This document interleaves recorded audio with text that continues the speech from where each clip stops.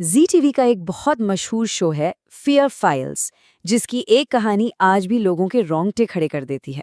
ये कहानी है आलिया की, एक ऐसी लड़की की जिसके साथ हुए अन्याय ने एक पूरे हॉस्टल को हमेशा के लिए बदल कर रख दिया। तो चलिए आज इस डरावनी और इमोशनल कहानी की परतों को खोलते हैं। सोचिए, जब कोई नए स्कूल जाता है तो सबसे बड़ा डर क्या होता है?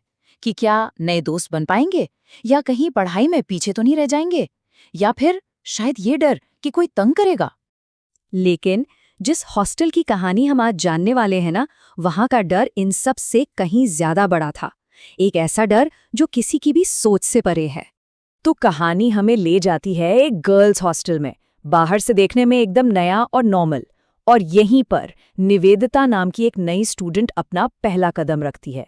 वो इस बात से बिल्कुल अनजान है कि वो किस मुसीबत में पड़ने वाली है।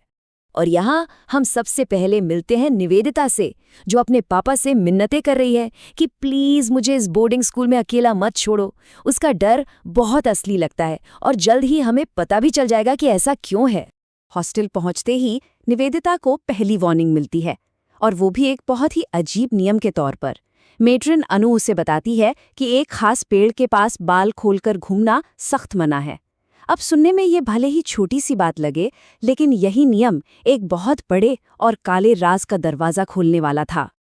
और फिर निवेदिता का सबसे बुरा सपना सच हो जाता है। चेतना नाम की एक सीनियर उसे अपना निशाना बना लेती है और सबके सामने बुरी तरह जलील करती है। निवेदिता के लिए हॉस्टल की जिंदगी अब एक नर्क बन चुकी थी। ठीक उसी वक्त जब निवेदिता बिल्कुल अकेली और बेसहारा महसूस कर रही थी, उसकी जिंदगी में एंट्री होती है एक रहस्यमयी दोस्त की।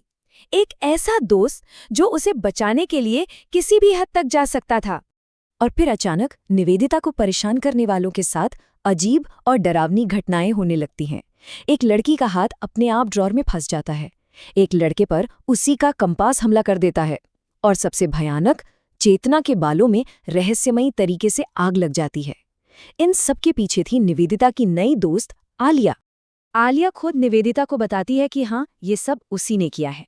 वो कहती है कि चेतना और उसकी दोस्त निवेदिता को नुकसान पहुंचाने का प्लान बना रही थी, इसलिए उसने निवेदिता को बचाने के लिए ये कदम उठाया।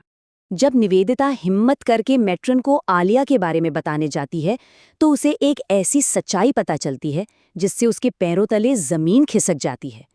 मेट्रन कहती है कि इस हॉस्टल में आलिया नाम की कोई लड़की है ही नहीं। इस खुलासे के बाद कहानी अपने सबसे बड़े रहस्य की ओर बढ़ती है। अगर आलिया कोई स्टूडेंट नहीं है, तो वो कौन है या क्या है? स्कूल के पुराने रिकॉर्ड्स एक भयानक सच सामने लाते हैं। आलिया रघुवंशी साल 1994 में इसी हॉस्टल की एक शांत और मासूम स्टूडेंट थी, लेकिन उसकी मासूमियत ही उसके लिए एक अभिशाप बन गई। सीनियर्स की क्रूअल रैगिंग ने उसकी जिंदगी को नर्क बना दिया था।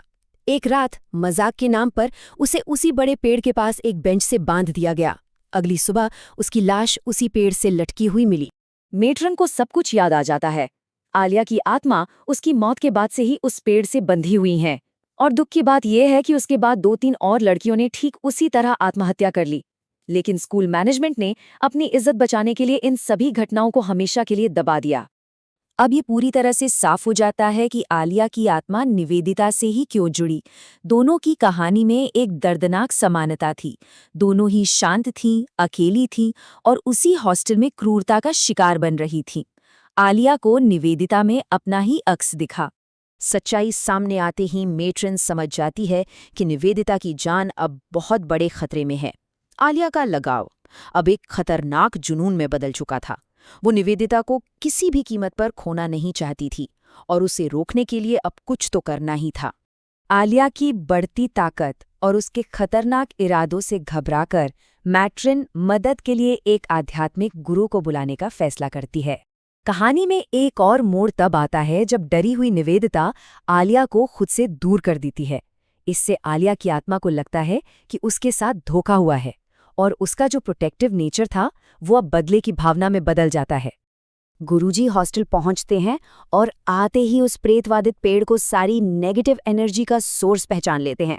अब असली मुकाबला शुरू होने वाला था, ठीक उसी जगह पर जहां आलिया का दुखद अंत हुआ था।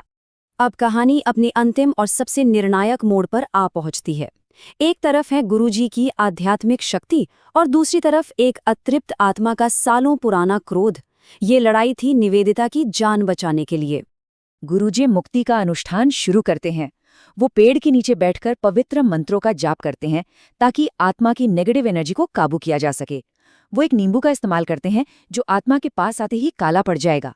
फिर वो सीधे उस बेंच पर जाकर आलिया से बात करने की कोशिश करते हैं जहां उसकी तकलीफ शुरू हुई थी। वो आलिया के सामने एक सौदा रखते हैं। निवेदिता की सुरक्षा के बदले में उसे शांति और मुक्ति का रास्ता मिलेगा। और यहाँ कहानी का सबसे भावुक पल आता है। जब गुरुजी उस आत्मा से बात करते हैं तो वो कहती है, मैं बुरी नहीं हूं, बुरा मेरे साथ हुआ था। ये एक लाइन उसके सारे गुस्से और दर्द की वजह को बयां कर देती है। वो बस अपनी जैसी एक और लड़की की मदद करना चाहती थी। और आखिर में आलिया की आत्मा गुरुजी की बात मान जाती है। वो निवेदिता को छोड़ने के लिए तैयार हो जाती है और अपने गुस्से को हमेशा के लिए त्याग देती है। उसे आखिरकार उस हॉस्टल के ग्राउंड से शांति और मुक्ति मिल जाती है। आलिया को तो मुक्ति मिल गई, लेकिन ये कहानी हमें एक गहरे सवाल के साथ छोड़ जाती है।